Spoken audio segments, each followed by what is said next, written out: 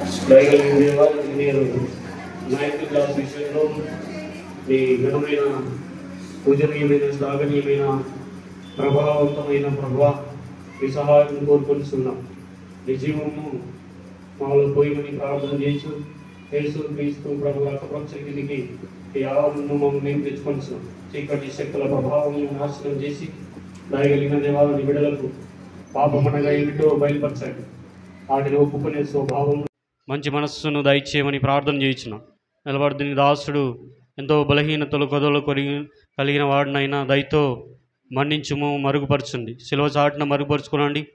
మత్తయి 10:20, లూకా 12:12, ఇర్మియా 1:7 ప్రకారం మీరు తెలియజేసిన మాటలు మాత్రమే పలుకుటకు శరీరము, మానవుడు, మనిషిని ఇచ్చను ఇలాంటివి ఏవి ముందుకు రాకున్నట్లుగా దైవ సాన్నిధ్యము, మహిమ, దేవా వెలుగు ప్రకాశింపబడినట్లుగా సహాయపడుతూ దేవా నా నోటిని బూరగా వాడుకొని నీ నామానికి మహిమ తెచ్చుకుంటామని బిడ్డలు ముఖ్యంగా ఎవరిలోనూ దుష్టుడు కార్యం జరిగించకుండా ఓ ప్రభా మంచి మనస్సును మంచి హృదయం దయచేసి ఓ బాబా ఏకాగ్రతతో నీ వాక్యం వినే సహాయం నడిపించమని యేసుక్రీస్తు ప్రభు పుణ్యనామమున ప్రార్థించడి వేడుకొనిస్తున్నాం తండ్రి, ఆమెన్.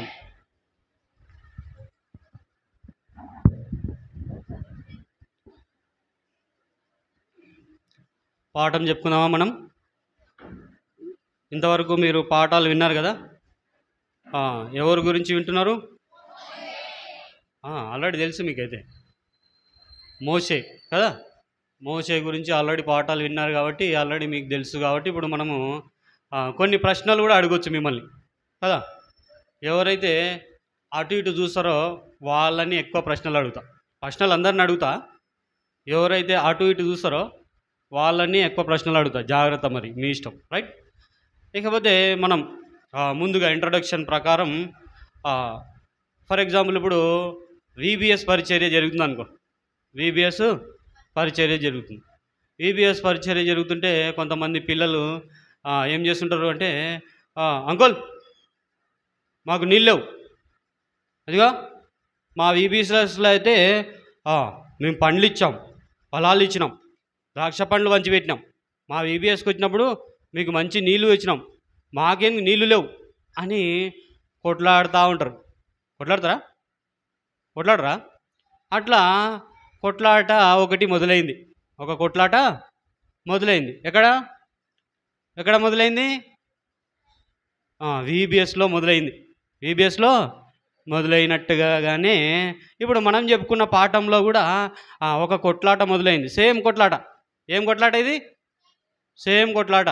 ఏం కొట్లాట అంటే, ఇదిగో మమ్మల్ని ఇడి వరకు తీసుకొని వచ్చినావు, మాకేమో ఇక్కడ నీళ్ళే లేవు, నీళ్ళు లేకుండా మేమేమైనా సావాలా అనుకుంటా కొట్లాట మొదలైందంట. కొట్లాట మొదలైంది. ఎక్కడ మొదలైంది అంటే ఇట్లా హైదరాబాదు సిటీ, మంచి సిటీలో మొదలు కాలే. ఎక్కడ మొదలైంది ఇది అంటే ఈ కొట్లాట ఎక్కడ మొదలైందమ్మా? ఏడా? సిద్దిపేట అరణ్యంలో మొదలైంది. ఎక్కడ మొదలైందమ్మా? అరణ్యం అంటే అందరికి తెలుసు కదా. సీను అనే అరణ్య ప్రదేశంలో, అంటే అరణ్యంలో ఏముంటాయి? చెట్లు, చేమలు ఏవి ఉండవు, రాళ్ళు, గుట్టలు అవి ఇవి ఉంటాయి. అందులో పడి నడుచుకుంటూ పోతుంటే ఆడ వాళ్ళకి ఏం లేవంట, నీళ్ళు లేవంట. అసలు మన విబిఎస్లో ఫర్ ఎగ్జాంపుల్ ఇప్పుడు ఆ ముగ్గురు పిల్లలు కొట్లాడారు అనుకో. విబిఎస్కి వచ్చి ముగ్గురు పిల్లలు కొట్లాడారు. ఏమని కొట్లాడారు? అంకుల్ మాకు నీళ్ళు అని కొట్లాడితే ఎందుకు వాళ్ళకు నీళ్ళు లేకుండా చేసింటారు? ఇప్పుడు నీళ్ళు వంచపెట్టేళ్ళు ఉంటారు కదా ఇక్కడ, వాళ్ళు నీళ్ళు లేకుండా ఎందుకు చేసిరు వాళ్ళకు అంటే, వాళ్ళు ఏం చేసింటారంటే అంతకు ముందు రోజు కొట్లాడి ఉంటారు. నీ మాట నేనెందుకు వినాలే అని ఉంటారు కదా కొంతమంది పిల్లలు. ఉండరా? నేనెందుకు వినాలే నీ మాట అనేతోళ్ళు ఉంటారు కదా. ఇట్లా చేస్తావా, నీ కథ చెప్తా అన్నట్టుగా, నేనేందో నీకు తెలవాలన్నట్టుగా కొంతమంది ఏం చేస్తారు, వాళ్ళకు నీళ్ళు కూడా ఇవ్వరు. నీళ్ళు ఇవ్వనప్పుడు వీళ్ళు కొట్లాడతారు కదా. అట్లనే ఈ అరణ్య ప్రదేశంలో ఏమైందంటే, ఇంతకుముందు పాఠాలు విన్నారు కదా. ఇంతకుముందు పాఠాల్లో కోరేషు అనే పాఠం విన్నారా? కోరేషు అన్నతైన చేసిన పాపాన్ని బట్టి దేవుడు ఏం చేస్తాడు? వాళ్ళని ఏం చేస్తాడు? వాళ్ళని నాశనం చేస్తాడు. భూమి నెరవేర్చుకొని అందులో అందరూ మునిగిపోతారు. పాపం చేసి ఏం చేస్తారు? అందరూ అందులో మునిగి చాలామంది కూడా ఏమవుతారు? చనిపోతారు. అయితే అలా చనిపోయిన వాళ్ళలో పిక్చర్స్ లేవా? రైట్. అలా చనిపోయిన వాళ్ళలో చాలామంది ఉంటారు కదా, చూసింటారు ఇట్లా చనిపోయినారు వీళ్ళు అని. కోరేసు పాపం వలన అనేక మంది చనిపోతే ఇప్పుడు వాళ్ళు అంటారంట, అప్పుడు వాళ్ళు చనిపోయినప్పుడే మేము చనిపోయింటే అయిపోయిండే, మాకు ఇప్పుడు నీళ్ళు లేవు ఏం లేవు అని. ఇప్పుడు ఏం చేస్తున్నారంటే ఇజ్రాయేల్ ప్రజలు మోసే అహరోనుల మీద ఏమున్నారంట, విరోధంగా మాట్లాడుతున్నారు. అంతవరకు ఇంతకుముందు గత పాఠాల్లో ఏం విన్నారు మీరు? దేవుడు వాళ్ళకు ఆహారం ఇచ్చిండు. వింటున్నామా? దేవుడు వాళ్ళకి ఏమి ఇచ్చిండు? అరణ్యంలో వాళ్ళకి ఆహారం ఇచ్చిండు, మన్నా అనే ఆహారం ఇచ్చిండు. బండను కొట్టగా నీళ్ళు వచ్చినాయి, నీళ్ళు తాగారు. ఆ తర్వాత వాళ్ళ వేసుకున్న దుస్తులు ఎక్కడ కూడా మార్చిపోలే అంట. మనమేమో రోజుకో డ్రెస్ వేసుకొస్తున్నాం కదా, కానీ వాళ్ళకు ఒక డ్రెస్సు మార్చిపోలేదంట. తర్వాత వేసుకున్న చెప్పులు కూడా పాత గిల్లలేదంట. అలాంటి ఎంతో మంచిగా దేవుడు చూసుకుంటే ఇప్పుడు ఏం చెప్తారంట, మాకు నీళ్ళు లేవు అని వాదన వచ్చిందంట. ఏమొచ్చింది? వాదన వచ్చి ఇక ఇప్పుడు మోసే అహరోనులతోని గొడవ పడుతున్నారు. మోసే అహరోనులతో ఏం చెప్తున్నారు? గొడవ పడుతున్నారు. ఎందుకు మోసే అహరోనులతో గొడవ పడుతున్నామా? ఎందుకు అంటే మోసే అహరోనులు వాళ్ళని నడిపిస్తున్నారు కదా. అరణ్యంలో ఏం చేస్తున్నారు? వాళ్ళు ముందర ఉండి నడుచుకుంటూ పోతుంటే వీళ్ళక అందరూ వస్తున్నారు కదా. కానీ ఇప్పుడు ఏమైనాయి?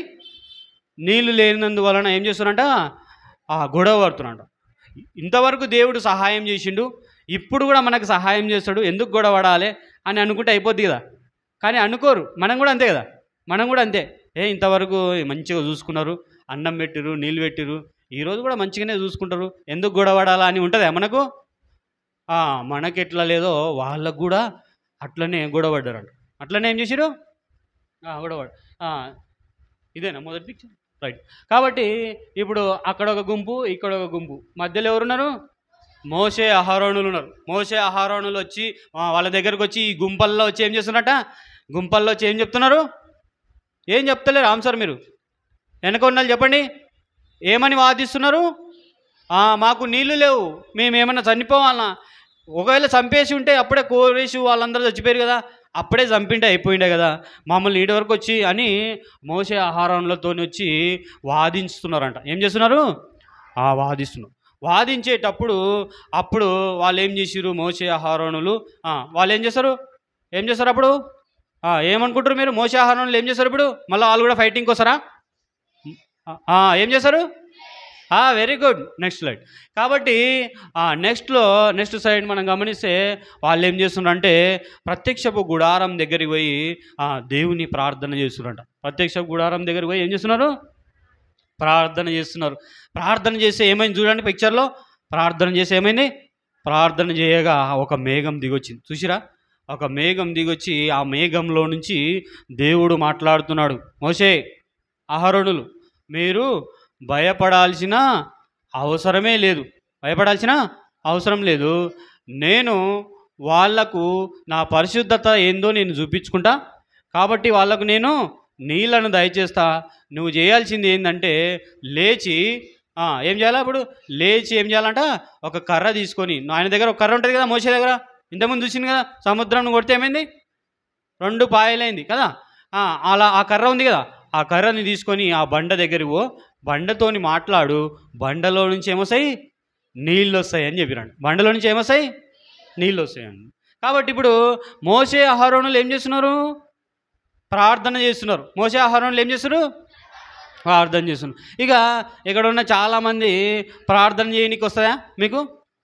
యేసు ప్రభు దగ్గరికి వచ్చి మనం ఏం చేయాలా? మొట్టమొదటిగా నీకు ఏమైనా తక్కువ అయితే అయిపోయి గొడవ పడద్దు. వింటున్నావా? ఏదైనా తక్కువ పడినప్పుడు మనము ఏం చేయొద్దు? గొడవ పడితే ఏమవుతుందంటే అది ఒక పాపం కిందికి లెక్క. జాగ్రత్త. వింటున్నారా లేదా మీరు? గొడవ పడకుండా ఏం చేయాలి ఇప్పుడు మనము? మోసే అహరోనులలాగా ఏం చేయాలి ఇప్పుడు? ప్రార్థన చేసుకోవాలి. ఏం చేయాలి? ప్రార్థన చేసుకోవాలి. ఎంతమందికి ప్రార్థన చేయడం వస్తుంది మీకు? వెరీ గుడ్, దించండి. అయితే ఇప్పుడు ప్రార్థన చేసే దేవుడు ఏం చేసిండు? దేవుడు ఏం చేసిండు? ఒక మేఘాన్ని పంపిండు. ప్రార్థన చేసి ఏమైంది? ఒక మేఘం వచ్చి ఆ మేఘంలో నుంచి దేవుడు ఏం చేసిండు? మాట్లాడుతున్నాడు. ఏం భయపడొద్దు, నేను మీకు నీళ్ళు ఇస్తా, ఆ బండతో మాట్లాడండి అని చెప్పిండు. అవునా కదా? రైటా? కాబట్టి ఆ బండతోని మాట్లాడమని చెప్పిండు. రైట్. ఇకపోతే ఇప్పుడు మనము ప్రార్థన చేసినామనుకో, ఏమా ఇటుంటురా, అటు ఇటు చూడొద్దు మీరు, ఎవరు గదిలినా కూడా అటు ఇటు చూడు, నాకెళ్ళే చూడాలి. కాబట్టి ప్రార్థన చేయగా ఏమవుతుంది? ప్రార్థన దేవుడు వింటాడు. ప్రార్థన ఏం చేస్తాడు? దేవుడు వింటాడు. కాబట్టి మీ దగ్గర బైబిల్ ఉన్నాయా? బైబిల్ తీయండి. కీర్తనల గ్రంథం 66వ అధ్యాయం 18వ వచనంలో ఏమని ఉందో చదవండి. ఇంతకు దేవుడు అందరి ప్రార్థన వింటాడా? ఈనడా? అందరి ప్రార్థన వింటాడా? ఈనడా దేవుడు? కీర్తనల గ్రంథం 66వ అధ్యాయం చదవండి బాబు.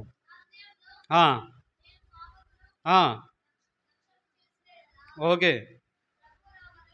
ప్రభు నా మనవి వినకపోవును. ఒకవేళ మన హృదయంలో పాపం ఉందనుకో, నువ్వు ప్రార్థన చేసినా కూడా ప్రభువు నీ మాట వినడంట. నువ్వు ప్రార్థన చేసినా కూడా దండగనే. వింటున్నావా? వింటునండి. నువ్వు ప్రార్థన చేసినా కూడా దండగనే. ఎప్పుడు? నీ హృదయంలో ఒకవేళ పాపం ఉంటే, అనగా మనము పెద్దల మాట వినకుండా మన ఇష్టానుసారంగా నడుచుకుంటూ ఉంటాం కదా. ఏమా ఇది చేయి అంటే చేయం, నేనేం చేయాలా అని చేస్తుంటాం కదా. కాబట్టి మొట్టమొదటిగా మనం నేర్చుకోవాల్సింది ఏంటంటే ప్రార్థన చేయడం నేర్చుకోవాలి. రెండవది ఏం చేయాలి? పెద్దలైన వారికి విధేయత చూపించాలి. అంటే నీ హృదయము మంచిగా ఉంచుకోవాలి. అప్పుడు మాత్రమే నీ ప్రార్థన వింటాడు. నువ్వు వచ్చి ఇక్కడ కూర్చొని కెటిల్ పట్టుకొని పోయి నీళ్ళు పోసా, నేను సాంబార్ వడ్డిస్తా, నేను అన్నం పొట్టిస్తా అంటే అవన్నీ కాదు దేవునికి. మీరు చిన్నపిల్లలు, దేవుడు తినాల్సింది కాదు. మీరు మొట్టమొదటిగా నేర్చుకోవాల్సింది ఏంటమ్మా? ఆమె విన్నట్లే. నీ పేరేం పేరు? అందుకే క్వశ్చన్ అడుగుతా. మీరు అటు ఇటు చూసినప్పుడు అంటే క్వశ్చన్ అడుగుతా, రైట్? కాబట్టి ప్రార్థన ఎవరిది ఆలకిస్తాడు దేవుడు? ఎవరి హృదయంలో అయితే పాపం లేదో వాళ్ళ మనవి దేవుడు ఆలకి. ఒకవేళ ఎవరి హృదయంలో అయితే పాపం ఉందో వాళ్ళ మనవి నేను వినను అని చెప్తున్నాడు కీర్తనల గ్రంథం 16:18 ప్రకారం. అవునా కదా? ఇప్పుడు మోషే అహరోనుల మాట విన్నాడా లేదా దేవుడు? విన్నాడు. అంటే ఏంటి? మోషే అహరోనులు దేవునికి హృదయపూర్వకంగా పాపం లేకుండా ఉన్నారు కాబట్టి ఇప్పుడు ఏం చేశారు? దేవుడు వాళ్ళ మాట విన్నాడు, వాళ్ళకు ఆన్సర్ కూడా చెప్పిండు కదా. అవునా కదా? అదే యోహాను రాసిన పత్రిక 14వ అధ్యాయం 6వ వచనంలో ఏముంది? అందరికి తెలిసిన వాక్యమే. యేసు చెప్పాను, నేనే మార్గము సత్యము జీవము, నా ద్వారానే తప్ప ఎవరును తండ్రి యొద్దకు రాడు. మనము ఏదో మందిరంలో ఏదో పని చేసే కాదు, మనం మందిరంలో పని చేసి అది చేసే కాదు. మొట్టమొదటిగా మన హృదయము నీటిగా ఉండాలి. రెండవదిగా యేసు ప్రభు ఏం చెప్పినాడో దానిని అనుసరించుకుంటూ చేయాలి కదా. అది ఎప్పుడు తెలుస్తుంది అంటే ప్రార్థన చేసినప్పుడు మాత్రమే తెలుస్తుంది. కాబట్టి రెండవదిగా వీళ్ళు ఏం చేసిరు? ప్రార్థన చేసిండు. ప్రార్థనకి ఏమొచ్చింది? జవాబు వచ్చింది. దేవుడు ఏమని చెప్పిండమ్మా? దేవుడు ఏమని చెప్పిండు?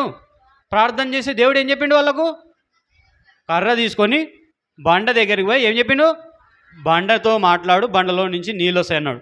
Next slide. కాబట్టి బండలో నుంచి అంటే ఇక మోషే అహరోనులు ఏం చేసినారు? కర్ర తీసుకున్నారు, మెల్లగా నడుచుకుంటూ పోయినారు. అందరు రండి, ఇట్రండి అని అందరినీ పోగు చేసుకున్నారు.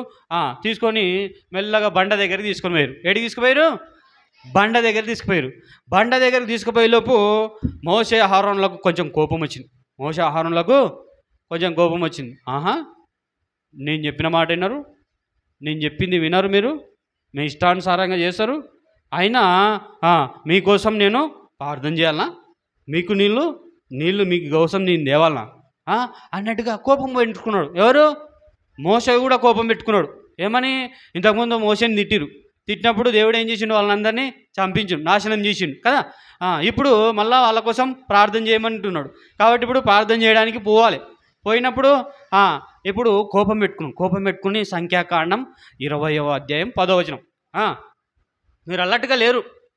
పిల్లలు అంటే ఎట్లుండాలి? చాలా హుషారుగా ఉండాలి. సంఖ్యాకాండం 20వ అధ్యాయము ఎన్నో వచనమమ్మా? 10వ వచనం. నేను చదువుతుంది రండి. తర్వాత మోషే అహరోను నుండి ఆ బండ ఎదుట సమాజమును పోగు చేసినప్పుడు అతడు వారితో సమాజాన్ని పోగు చేసి ఇప్పుడు బండతోని మాట్లాడడానికి పోయింది కదా. ఏమని మాట్లాడుతున్నాడు? జాగ్రత్తగా వినండి. ఏమని మాట్లాడుతున్నాడు అంటే, ద్రోహులారా వినుడి, మేము ఈ బండలో నుండి మీ కొరకు నీళ్లు రప్పించవలెనా అనెను. అప్పుడు మోషే తన చెయ్యి ఎత్తి 2 మార్లు తన కర్రతో ఆ బండను కొట్టగా నీళ్లు సమృద్ధిగా ప్రవహించను. సమాజమును పశువులను అప్పుడు నీళ్లు తాగినారు. తీసుకుపోయి మోషే ఏం చెప్తున్నాడట? మోషే ఏం చేసిండు? ఇప్పుడు బండ దగ్గర కట్ట తీసుకొని పోయిండు, అందరిని పిలుచుకొని పోయిండు. తర్వాత ఏం చేసిండు? అందరిని తీసుకొని పోయి కోపం వచ్చింది కదా, కోపం వచ్చి ఏమంటున్నా అంటే, ద్రోహులారా, నేను మీరు చెప్పినట్టు వినాలనా? మేము మీకోసం నీళ్ళు తేవాలనా? మీరేమో ఎప్పుడు తిట్టుకుంటూ ఉంటారు, మమ్మల్ని సనుక్కుంటూ ఉంటారు, గొనుక్కుంటూ ఉంటారు, మేము మీకోసం నీళ్ళు తేవాలనా అని కోపంతో తిట్టుకుంటా కర్ర తీసుకొని ఏం చేసిండు, బండని 2 సార్లు కొట్టిండు. ఏం చేసిండు, బండని 2 సార్లు కొట్టిండు. కొడితే ఏమైంది, నీళ్ళు వచ్చేసింది. నీళ్ళు అప్పుడు ఏం చేసినారు, అందరూ పశువులు, ఆ తర్వాత వాళ్ళు, వాళ్ళ పిల్లలు అందరూ కూడా తాగిరు. అయితే దేవుడు ఇక్కడ ఏం చెప్తున్నాడంటే, మోషే నువ్వు పాపం చేసినావు అని చెప్పిండు. ఏం పాపం చేసిండు మోషే? Very good. ఒకటేమో మేము మీకోసం నీళ్ళు రప్పియాలనా అంటున్నాడు. నీళ్లు రప్పించేది ఎవరు? దేవుడు రప్పించాలి. ఎవరు రప్పించాలి? దేవుడు రప్పించాలి. దేవుడు రప్పించాల్సిన చోట మేము నీకోసం నీళ్ళు రప్పించాలంటే తనకు తాను హెచ్చించుకొని దేవునికి రావాల్సిన పరిశుద్ధతని ఇప్పుడు ఏమని చెప్తున్నాడు, మేము అని వాడుతున్నాడు. అమ్మ నిద్రపోదు, ఏమని వాడుతున్నాడు, మేము అని వాడుతున్నాడు. కాబట్టి దేవుడు మీకోసం నీళ్లు రప్పించబోతున్నాడు అని చెప్పాల్సిన చోట ఏమని చెప్తున్నాడు, మేము మీకు నీళ్ళు రప్పించాం. ఎందుకని? లోపల కోపం ఉంది కాబట్టి అట్లా మాట్లాడుతున్నాడు కదా. లోపల కోపం ఉంటే ఏమొస్తుంది, బయటికి పాపపు మాటలు వస్తున్నాయి. కాబట్టి మీలో ఎంతమంది కోపం ఉందో, అందరూ కోపం లేని వాళ్ళేనా? అందరూ కోపం లేదానా? ఒకసారి ఏమైందంటే, ఒక కథ చెప్తాను. దేవుని నమ్ముకోవాలి, మంచిగా ఉండాలి అని నేను ఒకసారి చెప్తుంటే ఒక ఆయన వచ్చి చెంప మీద పట్టని కొట్టింది దాన్ని. దేవుని నమ్ముకోవాలంటే చెంప మీద పట్టని కొట్టిండు. కొట్టి ఇట్లా చూస్తున్నాడు. మళ్ళీ ఏం చెప్పాలి మనం? ఏం చెప్పాలి? నువ్వైతే ఏం చేస్తావు? నువ్వు కూడా కొడతావా? అట్లా కొట్టద్దు. ఆయన పరీక్ష చేయనికనే కొట్టిండు. ఎందుకని కొట్టిండు? యేసు ప్రభు ఒక చెంప మీద కొడితే 2వ చెంప తిప్పమని మళ్ళీ ఉందే నీకు, మళ్ళీ ఎట్లా నమ్ముకుంటావు నువ్వు యేసు ప్రభుని అని కొట్టిండు. నన్ను అని కొట్టిండు. మరి నువ్వైతే ఏం చేస్తావు అని మళ్ళీ కొట్లాడతాం మనం. అదే పాపం అంట. అదేందంట, మీలో ఎంతమంది పాపం ఉన్నదో మరి మళ్ళీ దాన్ని కడుక్కోవాలంటే ఏం కావాలి? ఇప్పుడు యేసు ప్రభు రక్తంలో మనం అందరం కూడా, ప్రభువా నేను కూడా అలాంటి కోపంతో అనేకమైన ఏం చేస్తున్నాం, కోపంతో ఏం చేస్తాం, పెద్దలను తిడతాం. కోపంతో ఏం చేస్తాం, పెద్దలను తిడతాం, పెద్దలకు మాటినాం, పెద్దలకు మళ్ళీ ఎదురు జవాబిస్తాం కదా. పెద్దలను పక్కన పెట్టండి, మనం తల్లిదండ్రుల మాట కూడా వినాం చాలామంది ఇడా. ఎందుకని? మీలో ఉన్న కోపాన్ని బట్టే. కాబట్టి మోషేకు కోపం రావడం వల్ల ఏం చేసిండు, పాపం చేసిండు. ఏమని పాపం చేసిండు? దేవునికి రావాల్సిన ఆ పరిశుద్ధతను మేము మీకోసం నీళ్ళు తేవాలనా అని వాడుతున్నాడు కదా. అవునా కదా? కాబట్టి ఇప్పుడు మీలో మీరు పరీక్ష చేసుకోవాలి, మనలో ఏమైనా కోపం ఉన్నదా, కోపం వలన ఎవరినైనా తిడుతున్నామా, తల్లిదండ్రుల మాట వింటలేమా. ఒకవేళ అట్లాంటివి ఏమైనా గుర్తుకొస్తే ఇప్పుడు ఏం చేయాలా? సింపుల్గా కళ్ళు మూసుకొని ప్రార్థన చేసుకొని, యేసు ప్రభువా యేసు క్రీస్తు రక్తంలో నన్ను గడుగు. కోపం వలన ఏమొస్తుంది ఆయన? కోపం వలన ఏమొస్తుంది తమ్ముడు? పాపం వస్తుంది. కోపం ఉండొద్దు, పిల్లలకు ముఖ్యంగా కోపం ఉండదు, జాగ్రత్త. కాబట్టి కోపం వలన ఏమొస్తుంది? ఎటు చూస్తున్నావు? కోపం వలన ఏమొస్తుంది? జాగ్రత్త. కాబట్టి మోషే కోపంతో ఇప్పుడు ఏం చేసిండు? పాపం చేసిండు. ఆ తర్వాత రెండవదిగా దేవుడు ఏం చెప్పిండు? బండ దగ్గరికి పోయి మాట్లాడమని చెప్పిండు. ఏం చెప్పిండు? బండ దగ్గర పోయి.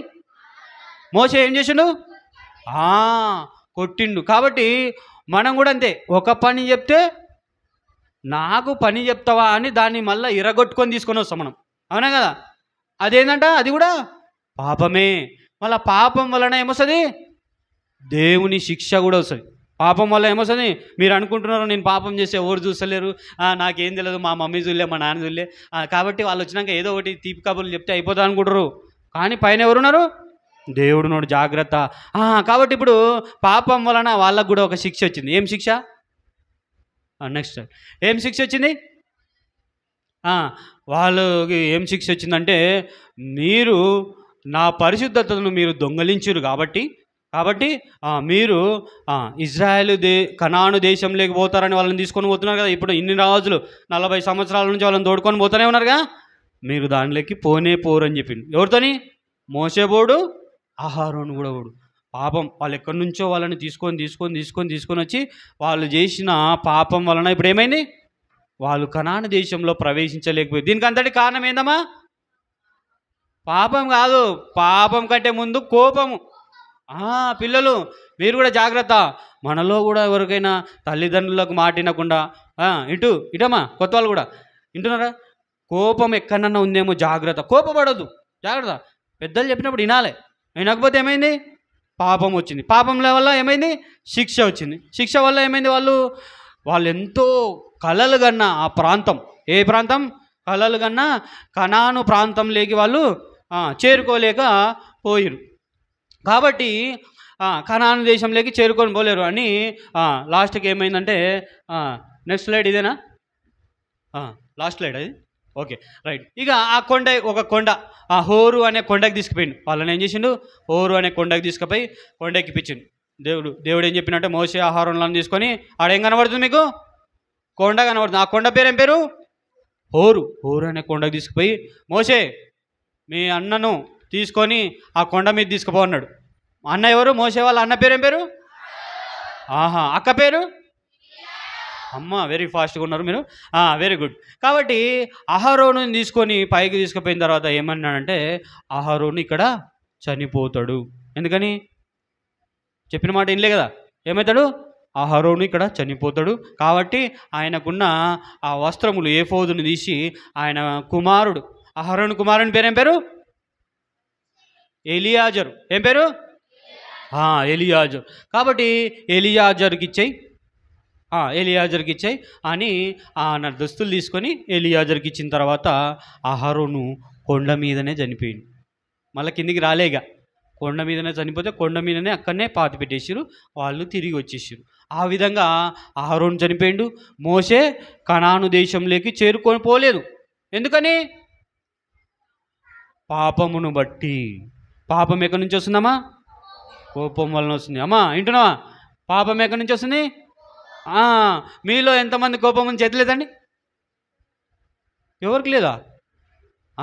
కాబట్టి ఇప్పుడు మనం ఏం చేయాలి? చేతులు దించండి. మనం ఏం చేయాలి ఇప్పుడు? పాపాలను కడుక్కోవాలి. పాపాలను ఎడగడుక్కుంటారు? పాపం ఎప్పుడు పోతుంది నీది? నువ్వు తప్పు చేస్తే పాపం ఆటోమేటిక్గా పోతుంది అనుకున్నా? మందిరానికి బైబిల్ పట్టుకొని వస్తే పాపం పోతుంది అనుకున్నా? కాదు. నీవు నీ నోటితోని యేసు ప్రభువా నీ రక్తంలో నా పాపం అనగా ఏంటి? ఇప్పుడు మనం చెప్పుకున్న పాపం ఏంటి? కోపం అనే ఈ పాపాన్ని నాలో తీసేయి. ఇంకోసారి ఎవరి మీద కూడా ఏం తమ్ముడు ఏంటి నా కొత్త వాళ్ళు కూడా ఇంకొకసారి ఎవరి మీద కూడా ఏం చేయొద్దమ్మా? పాపం ఒప్పుకోకపోతే ఏమవుతుంది? పాపం ఒప్పుకోకపోతే ఆ పాపము అట్లనే నీకానే ఉంటుంది. ఆ పాపమే నిన్ను పట్టుకుంటుంది అంట. బైబిల్లో ఉంది. ఆ పాపమే నిన్ను ఒకరోజు పట్టుకుంటుంది. జాగ్రత్తగా మనం ఉండాలి. కాబట్టి ఇప్పుడు మోసే చేసిన పాపాన్ని గురించి మనం ఒకసారి ఆలోచించినాం అనుకో. ఏం పాపం చేసింది అంటే, మొదటి కొరింథీయులకు రాసిన పత్రిక 10వ అధ్యాయం 4వ వచనం ప్రకారం ఏముందంటే, ఆ బండను గురించి ఉంది. ఇప్పుడు మనం బండను కొట్టిండని చెప్పినాం కదా, ఆ బండను గురించి ఉంది. ఆ బండలో ఏముంది చూడండి. ఆ బండ ఎవరని ఉంది? నేను చదువుతాను చూడండి. అందరూ ఆత్మ సంబంధమైన ఒకే ఆహారంను భుజించిరి, అందరూ ఆత్మ సంబంధమైన ఒకే పానీయమును పానం చేసిరి. ఏలయనగా తమ్మును వెంబడించిన ఆత్మ సంబంధమైన బండలోని త్రాగిరి. ఆ బండ ఎవరంట? ఆ బండ ఎవరు? చెప్పు. ఆ బండ ఎవరు? వాళ్ళు చెప్తున్నారు కదా, నేను చెప్తేనే చెప్తావా? ఆ బండ ఎవరు? యేసుక్రీస్తే ఆ బండ కదా. అంటే ఏంటి? ఇప్పుడు బండని తీసుకొని కట్టెతోని కొట్టినాడు అంటే మోసే ఏం చేసినట్టు? యేసు ప్రభువునే శిక్షించినట్టు. అవునా కదా? యేసు ప్రభువునే శిక్షించినట్టు. ఎందుకు శిక్షించినట్టప్పా యేసు ప్రభువుని? ఆ బండను కొడితే యేసు ప్రభువుని ఎందుకు శిక్షించినట్టు చూడండి. ఆ బండే క్రీస్తే అంట. రైట్. కాబట్టి ఇంతకుముందు ఒకసారి బండను కొట్టిండి కదా మోసే. కొట్టిండా కొట్టలేదా? కొడితే నీళ్ళు వచ్చినాయా లేదా? అప్పుడు కొడితే తప్పు లేదన్నాడు, కానీ ఇప్పుడు కొడితే తప్పు అంటున్నాడు. ఎట్లా తప్పవుతుంది? Very good. కాబట్టి ఇప్పుడు హెబ్రీలకు రాసిన పత్రిక చూడండి, ఎందుకు తప్పయింది అనేది. హెబ్రీలకు రాసిన పత్రిక 9వ అధ్యాయము 26వ వచనం చూడండి. హెబ్రీలకు రాసిన పత్రిక 9వ అధ్యాయము 26వ వచనం ప్రకారము అదొక తప్పయింది. ఎందుకు తప్పయింది చూడండి. 9వ అధ్యాయము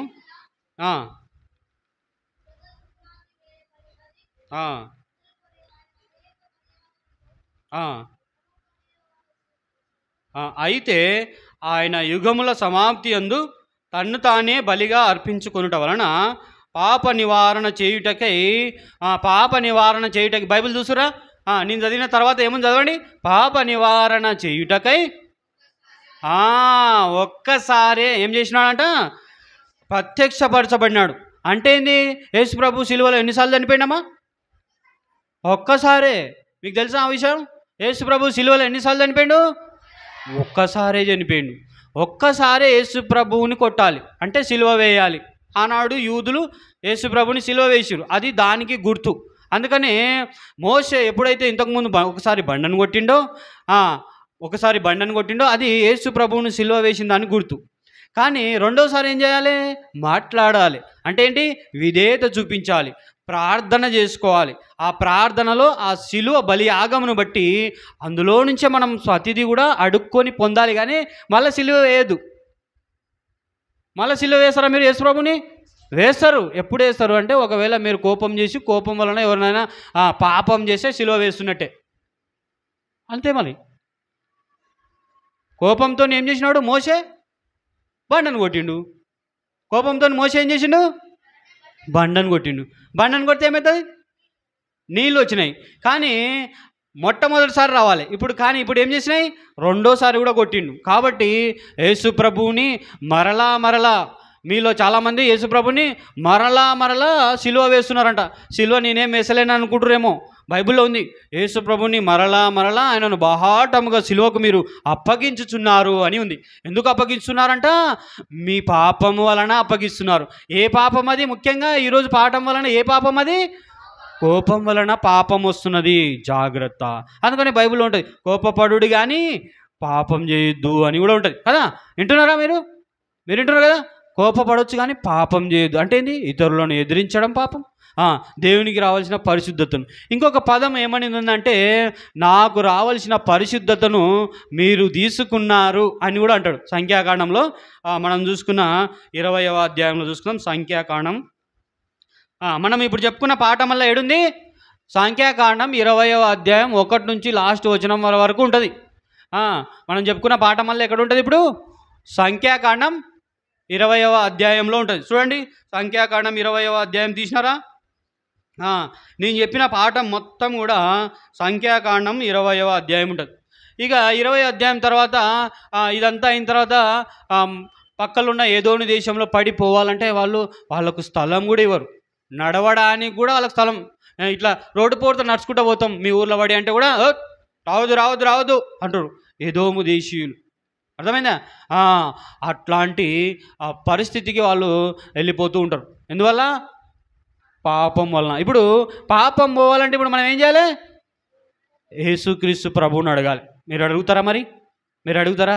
యేసు ప్రభు అన్నాడు కదా, మన యోహాను రాసిన పత్రిక 15వ అధ్యాయం 5వ వచనం ప్రకారం, యోహాను రాసిన పత్రిక 15వ అధ్యాయం 5వ వచనంలో ఏముంది చూడండి.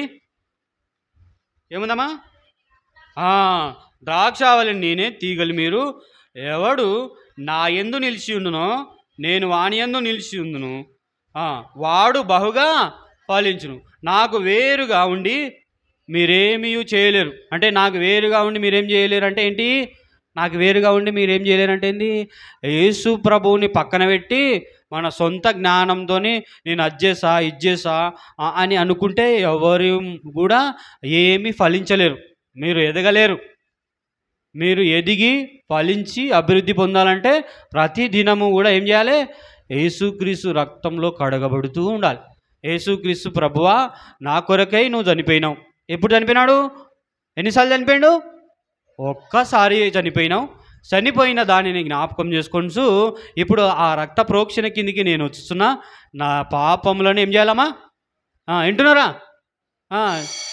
కదా? నా పాపములను కడగమనాలి. రైట్. ఇక ఒక చిన్న విషయము చెప్పుకొని ముగించుకుంటాం. దేవుడు ఎందుకు మోషేను అంతగా శిక్షించిందంటే, మొట్టమొదటిగా బండను కొట్టింది కదా. రెండవ కారణం ఏంటంటే ఆయన పరిశుద్ధతను దొంగలించిండు. ఎందుకు పరిశుద్ధత అంటే, దేవుడు ఎంతో పరిశుద్ధుడు. ఎందుకని? ఇప్పుడు కోరేషు పాపం చేసిండు, పాపం వలన వాళ్ళని నశింపజేసిండు కదా. పాపం వలన వాళ్ళు ఏమవుతారు? నశించిపోయారు. కానీ ఇప్పుడు ఏమైందంటే ఆ నశనం అనేది ఎవరికి వస్తుంది అంటే ఎవరు పాపం చేస్తే వాళ్ళకు వస్తుంది. కానీ అందరికి వస్తుందా? అందరికీ పాపం రాదు. కాబట్టి అప్పుడు వారి పాపం వలన వాళ్ళకి రావాల్సిన నీళ్లు రాకుండా బంద్ అయినాయి. అయితే ఇప్పుడు మీరు వేడుకుంటే మాత్రం వాళ్ళు వేడుకుంటే ఏమొస్తాయి? ఆ బండలో నుండి నీళ్ళు వస్తాయి. ఆ బండలో నుంచి ఏమొస్తాయి? నీళ్ళు వస్తాయి. అయితే దేవుడు ఏం చేయాలనుకున్నాడంటే వారి పాపం వలన నీళ్లు బంద్ అయినాయి, కానీ మీరు పాపం వలన నీళ్లు బంద్ కాలే అని తెలియజేయడానికి నీళ్ళు బంద్ చేసిండు. నీళ్ళు బంద్ చేసి ఇప్పుడు పోయి అడుగుతే ఏమవుతాయి? నీళ్ళు వస్తాయి. ఇప్పుడు ఆ బండను పోయి అడిగితే ఏమొస్తాయి? నీళ్ళు వస్తాయి. అదేవిధంగా యేసు ప్రభు ఎవరైనా పాపం చేస్తే వాళ్ళనే శిక్షిస్తాడు, కానీ అందరినీ శిక్షించాడు. ఫర్ ఎగ్జాంపుల్ మీకు అర్థం కానీ చెప్తా. ఎగ్జాంపుల్ ఫర్ ఎగ్జాంపుల్ వీళ్ళ మమ్మీ ఉందనుకో, ఎవరో ఒక మమ్మీ ఉందనుకో, వాళ్ళ మమ్మీ ఏం చేస్తుంది? ఇంటి పక్కలతో గొడవ పడుతుంది. గొడవడి తెలుసు కదా గొడవలు ఎట్టుంటాయి. ఇక ఏదో ఏదో ఏదో తిట్టుకున్న తర్వాత స్కూల్ బ్యాగ్ వేసుకొని మనం కూడా ఇంటికి వస్తాం. స్కూల్ బ్యాగ్ వేసుకొని ఏం చేస్తాం? ఇంటికి వస్తాం. ఇంటికి వచ్చేలోపు వాళ్ళిద్దరు తిట్టుకున్నాక దూరం నుంచి చూస్తాం. తిట్టుకుంటురా. కాబట్టి మీ మమ్మీ ఏం చేస్తుంది? మరుసటి రోజు నుంచి మీ మమ్మీ వాళ్ళ మమ్మీతో మాట్లాడదు. ఇంకా మనం ఏం చేస్తాం? మనం కూడా వాళ్ళతో మాట్లాడడం. అవునా కదా? అది పరిశుద్ధత కాదు అని బైబిల్ చెప్తుంది. ఎందుకని? ఎవరైతే కోరాహు వాళ్ళ సంతానం పాపం చేసిరో వాళ్ళని మాత్రమే దేవుడు శిక్షించుడు. ఇప్పుడు అందరిని శిక్షించడానికి వీలు లేదు. కాబట్టి ఇప్పుడు బండను మాట్లాడితే వాళ్ళకు కూడా నీళ్ళు వస్తాయి. కానీ ఆ విశ్వాసంను కోల్పోయి వాళ్ళు ఏం చేస్తున్నారంటే కొట్లాడబెట్టుకున్నారు. కాబట్టి అసలు కొట్లాటలో వాళ్ళ మమ్మీ వీళ్ళ మమ్మీ కొట్లాటలో మీరు లేరు. అయినప్పటికీ మీరు కూడా మాట్లాడకుండా ఉంటే అలాంటి సిచ్యువేషన్ ఇలా వస్తుంది అన్నట్టు. అర్థమైందా? కాబట్టి మందిరంలో కూడా అంతే. ఎవరైనా ఇద్దరు కొట్లాడారు అనుకో, మన ఫ్రెండ్తోనే ఆమె కొట్లాడింది కాబట్టి నేను కూడా ఆమెతో మాట్లాడాను అంటే అది కూడా పాపమే. అర్థమవుతుందా మీకు చెప్పేది? కాబట్టి దేవుని పరిశుద్ధత అనేది తాను బయలుపరుచుకునే చోట మేము అని మాట మాట్లాడిండు. మోసే ఏం చేసినాడు? మేము వచ్చి బండను కొడితేనే మీకు నీళ్ళు వస్తున్నాయి, లేకపోతే మీకు నీళ్ళే రావు. ఆడ దేవుని పక్కన పెట్టేసిండు అన్నట్టు.